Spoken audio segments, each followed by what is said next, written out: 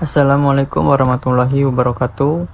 Pada kesempatan kali ini kami akan menjelaskan mengenai role model dari Jenderal TNI Purnawirawan Andika Perkasa. Jenderal TNI Purnawirawan Andika Perkasa memiliki nama lahir yaitu Franciscus Saperius Emmanuel Andika Perkasa. Lahir di Bandung pada 21 Desember tahun 1964. Beliau memulai karirnya sebagai perwira pertama infanteri Kopassus dan mencapai posisi bergengsi sebagai Panglima TNI pada tahun 2021. Nilai berakhlak dalam karirnya, Andika Perkasa menunjukkan pengamalan yang solid terhadap nilai berakhlak, mencakup aspek orientasi layanan, kompetensi, akuntabilitas, dan harmoni. Nilai-nilai ini menjadi fondasi penting bagi para pegawai negeri sipil dalam menjalankan tugas. Relevansi dengan nilai-nilai dasar PNS.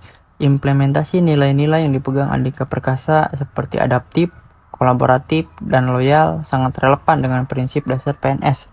Sikap ini menjadikannya sosok teladan yang patut dijadikan inspirasi oleh mahasiswa yang bercita-cita menjadi PNS. Awal karir Jenderal TNI Purnawirawan Andika Perkasa. Beliau memulai karir sebagai perwira pertama di Korps Infanteri Kopassus, unit elit di TNI yang terkenal akan disiplin dan keterampilan. Awal karirnya di Kopassus mengajarkannya tentang pentingnya keberanian, kepemimpinan dalam tekanan dan efisiensi operasional militer.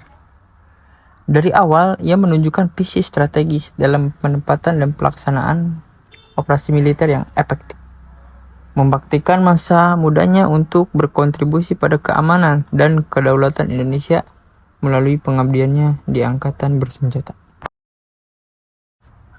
Jenderal TNI Purnawirawan Andika Perkasa diangkat sebagai Panglima TNI pada tahun 2021 oleh Presiden Joko Widodo, mencerminkan kepercayaan tinggi terhadap kompetensinya. Selama menjabat, ia berupaya meningkatkan efisiensi, akuntabilitas, dan modernisasi dalam kemiliteran Indonesia secara menyeluruh. Berorientasi layanan. Yang pertama, fokus pada perbaikan pelayanan publik yang efisien. Jenderal Andika mengkritisi lambatnya pelayanan yang menambah biaya dan menegaskan pentingnya efisiensi dalam pelayanan kepada masyarakat. Yang kedua, mengedepankan percepatan layanan.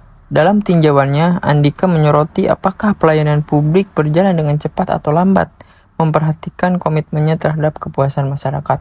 Dan yang ketiga, mengacu pada pengurangan biaya pelayanan. Apakah proses pelayanan menambah kos yang tidak perlu menjadi perhatian utamanya, menunjukkan bahwa ia berfokus pada efisiensi ekonomi dalam pelayanan.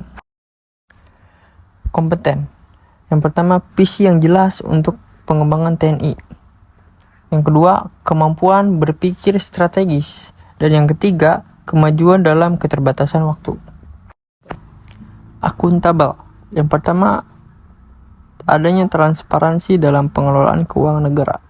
Kemudian, yang kedua, peningkatan tata kelola institusi. Dan yang ketiga, komitmen berkelanjutan terhadap akuntabilitas. Evaluasi layanan. Yang pertama, adanya efisiensi dan kecepatan pelayanan publik. Yang kedua, penyesuaian terhadap kebijakan kontemporer. Dan yang ketiga, peningkatan efektivitas kerja. Kemudian, akuntabilitas berkelanjutan. Yang pertama, komitmen pada pengawasan keuangan. Yang kedua, tata kelola yang adaptif. Dan yang terakhir, pengawasan secara strategis. Adanya kompetensi strategis. Yang pertama, berpikir dengan orientasi hasil. Yang kedua, wawasan luas sebagai keunggulan. Dan yang ketiga, konsep dan visi yang jelas. Kami mengambil referensi dari beberapa media. Yang pertama ada di Wikipedia, kemudian tribunnews.com, era.id, detik.com, dan mpr.co.id. Mungkin itu yang bisa kami sampaikan, kurang lebihnya mohon maaf. Assalamualaikum warahmatullahi wabarakatuh.